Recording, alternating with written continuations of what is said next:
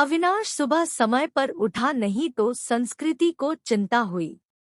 उसने अविनाश को उठाते हुए उसके माथे पर हाथ रखा। माथा तप रहा था। संस्कृति घबरा उठी। अविनाश को तेज बुखार था। 2 दिन से वह खांस भी रहा था। संस्कृति ने कल इसी वजह से उसे ऑफिस जाने से मना कर दिया था, मगर आज तेज बुखार भी था। उसने जल्दी से अविनाश को दवा खिलाकर माथे पर ठंडे पानी की पट्टी रखी। संस्कृति और अविनाश की शादी को अभी ज्यादा वक्त नहीं गुजरा था। 2 साल ही हुए थे। पिछले साल तक सास-ससुर साथ में रहते थे, मगर कोरोना में संस्कृति की जेठानी की मौत हो गई तो सास-ससुर बड़े बेटे के पास रहने चले गए। उसके बाद कोरोना का प्रकोप बढ़ता ही गया। पिछले कुछ समय से टीवी चैनल्स पर दिल्ली के अस्पतालों में कोरोना से जूझने वालों की हालत देखकर वह वैसे भी परेशान थी। कहीं वेंटिलेटर नहीं तो कहीं ऑक्सीजन नहीं। मरीजों को अस्पतालों में बेड तक नहीं मिल रहा था। ऐसे में अब उनका क्या होगा, यह सोचकर ही वह कांप उठी। जल्दी से उसने माँ को फोन लगाया। माँ, अविनाश को सुबह से बहुत तेज बुखार है, क्या करूं? बेटा, यह समय ही बुरा चल रहा है। राजू भी कोरोना पॉजिटिव है, वरना उसे भेज देती। हम खुद उसकी देखभाल में लगे हुए हैं।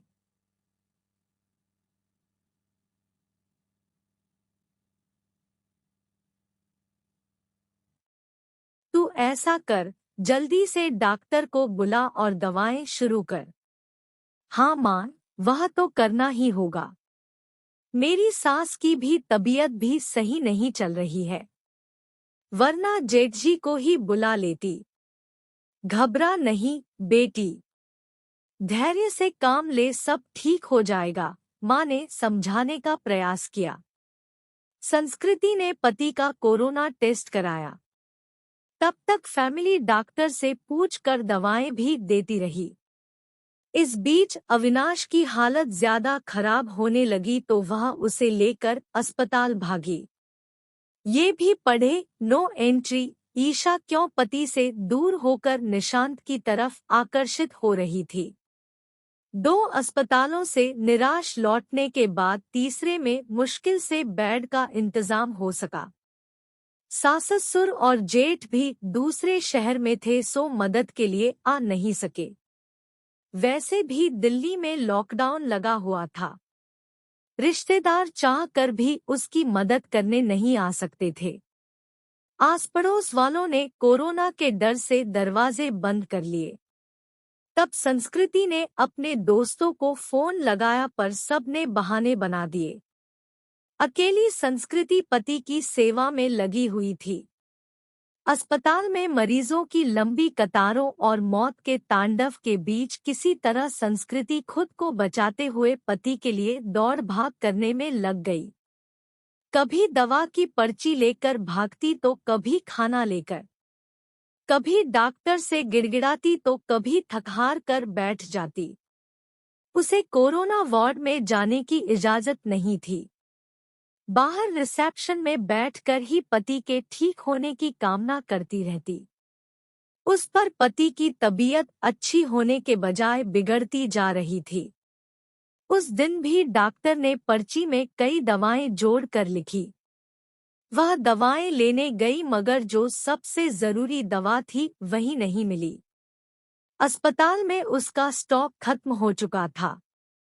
अब वह क्या करेगी? बदहवास सी वह अस्पताल के बेंच पर बैठ गई।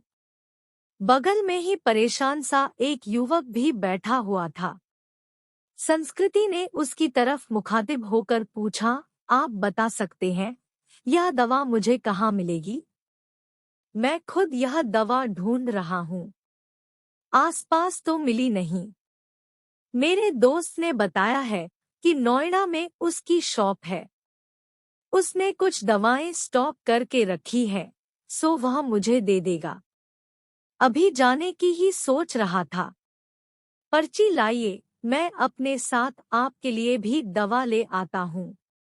बहुत मेहरबानी होगी।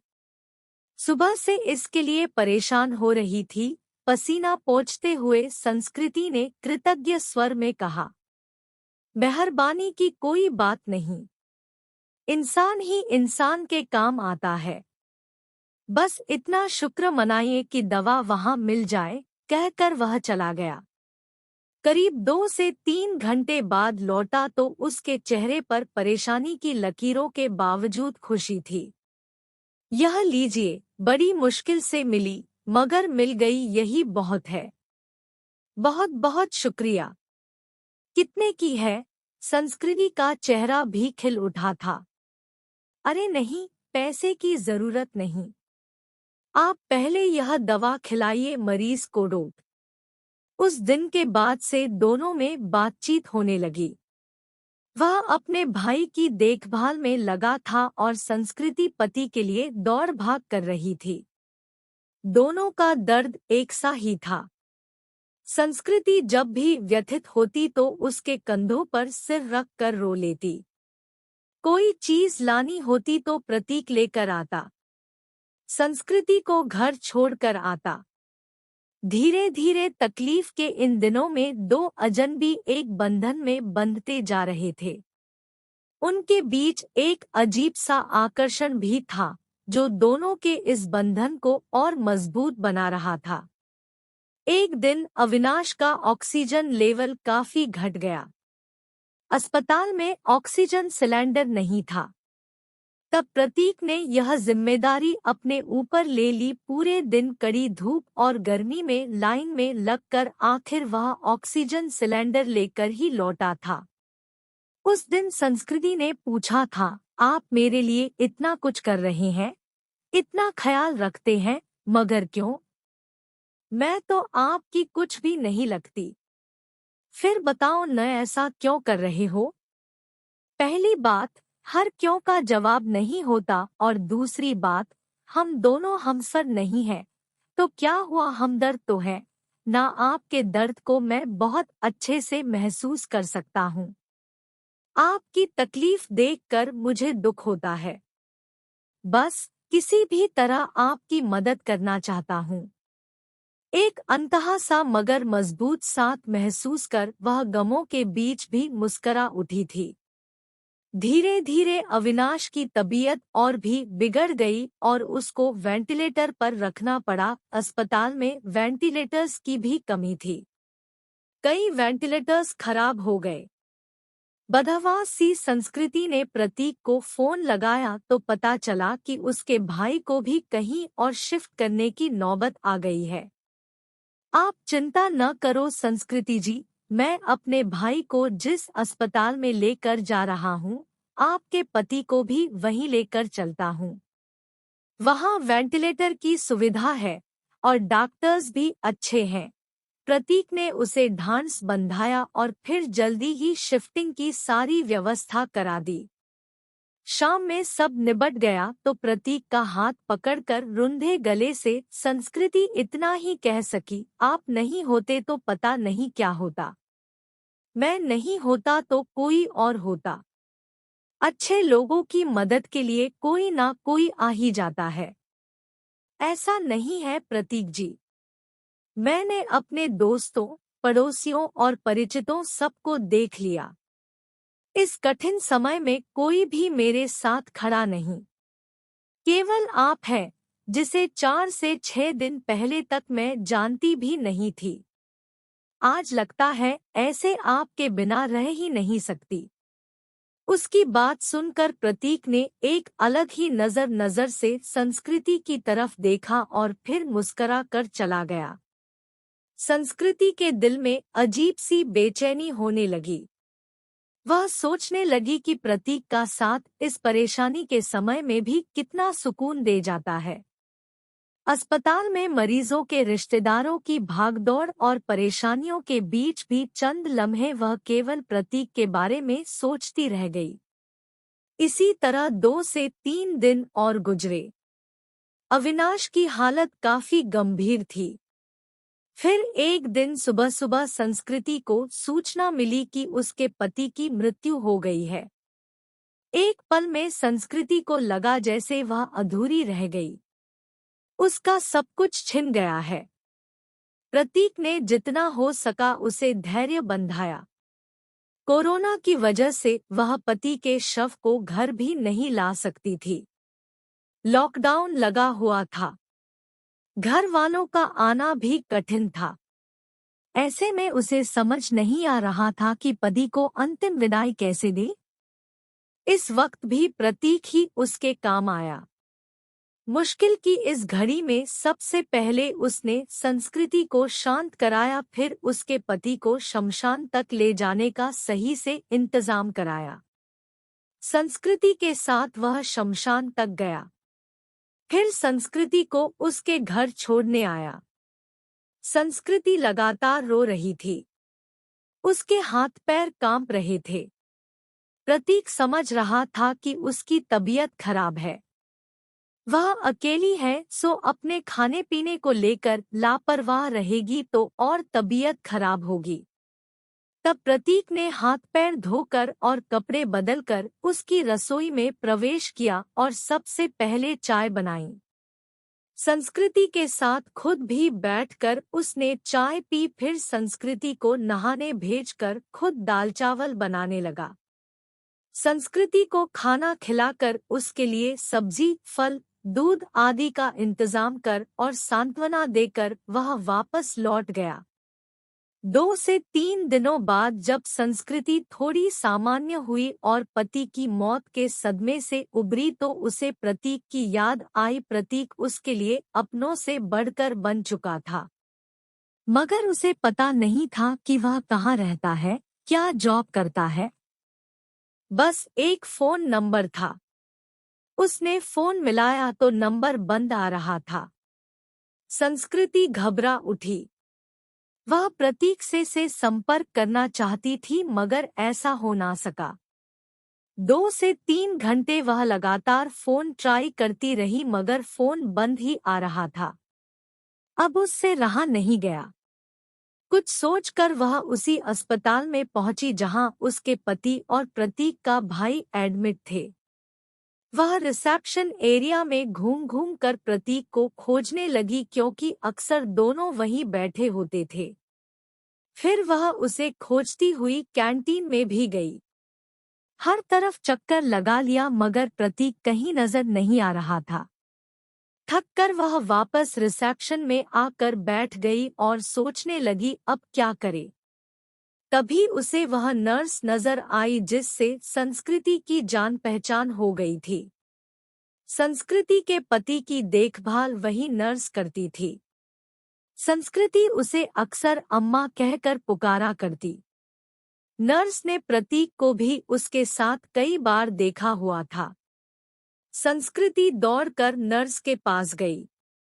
दुखी स्वर में नर्स ने कहा, सॉरी बेबी, तुम्हारे पति को हम बचा नहीं पाए। जो लिखा था वह हो गया, पर यह बताओ अम्मा, आपको प्रतीक याद है, जो अक्सर मेरे साथ होता था? उसके भाई का इलाज चल रहा था। हाँ बेबी, उसके भाई की भी तो मृत्यु हो गई। वह खुद भी एडमिट है। उसे भी कोरोना है, और जानती हो बेबी, वह तेरे पति वाले बेड पर ही है। Bed number 125। सच अम्मा, आप उसे पहचानती हो ना? हाँ बेबी, पहचानती हूँ। तेरी बहुत हेल्प करता था, पर अब उसकी हेल्प करने वाला कोई नहीं। अकेला है वह। मैं हूँ ना अम्मा।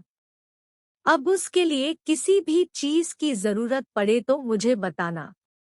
मैं उसके अटेंडेंट के रूप में अपना नाम लिखवा देती हूँ। ठीक है बेबी, मैं बताती हूँ तुझे। इसके बाद संस्कृति पूरे मन से प्रतीक की सेवा में लग गई। उसके लिए घर का खाना, फल, दवाएं वगैरह लेकर आना, उसकी हर जिम्मेदारी अपने ऊपर लेना, डॉक्टरों से उसकी तबीयत की हर वक्त जानकारी लेते रहना जैसे काम वह पूरे उत्साह से कर रही थी। इस बीच प्रतीक की हालत बिगड़ी और उसे आईसीयू ले जाने की जरूरत पड़ गई। इसके लिए अस्पताल के क्लर्क ने उसके आगे एक फॉर्म बढ़ाया। उसमें मरीज के साथ क्या संबंध है, यह लिखकर हस्ताक्षर करना था। संस्कृति कुछ पलों के लिए सोचती रही कि वह क्या लिखे। फिर उसने उस खाली जगह पर पत्नी लिखकर साइन कर दिया। क्लर्क को कागज थमाकर वह खुद में ही मुस्करा उठी। 2 से 3 दिन आईसीयू में रहकर प्रतीक की हालत में सुधार शुरू हुआ और उसे कोविड वार्ड में वापस शिफ्ट कर दिया गया। 7 से 8 दिनों तक लगातार सुधार होने और रिपोर्ट नेगेटिव आने के बाद उसे डिस्चार्ज भी कर दिया गया। इतने दिनों तक संस्कृति ने भी अपना खाना पीना और नींद भूलकर दिन-रात प्रतीक की सेवा की थी। डिस्चार्ज वाले दिन वह बहुत खुश थी। उसने सीधा अपने घर के लिए कैब बुक किया और प्रतीक को अपने घर ले आई।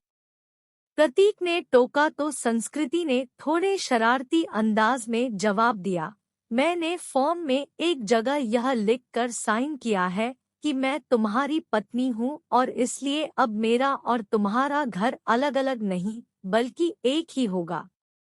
मगर संस्कृति लोग क्या कहेंगे?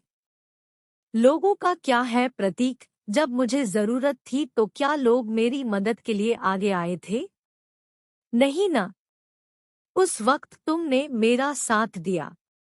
अब मेरी बारी है। इसमें गलत क्या है? तुम थोड़े ठीक हो जाओ फिर सोचेंगे कि क्या करना है। संस्कृति ने अपना फैसला सुना दिया। करीब 10 दिन संस्कृति ने जी भर कर प्रतीक का ख्याल रखा। हर तरह से उसकी सेहत पहले की तरह बनाने और खुश रखने का प्रयास करती रही।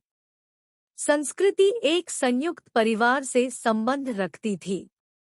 ससुराल में धन संपत्ति की कमी नहीं थी। यह घर भी पति के बाद उसके नाम हो चुका था। पति ने उसके लिए काफी संपत्ति और गहने भी छोड़े थे। बस एक हमसफर की कमी थी जिसे प्रतीक पूरा कर सकता था। उस दिन शाम में संस्कृति ने प्रतीक के हाथों को थाम कर कहा, जो बात मैंने अनजाने ही उस फॉर्म में लिखा, क्या हम उसे हकीकत का रूप नहीं दे सकते? क्या मैं तुम्हें अपने हमदर्द के साथ साथ एक हमसफर के रूप में भी स्वीकार हूँ? मुझे लगता है संस्कृति की अब यह बात कहना फजूल है।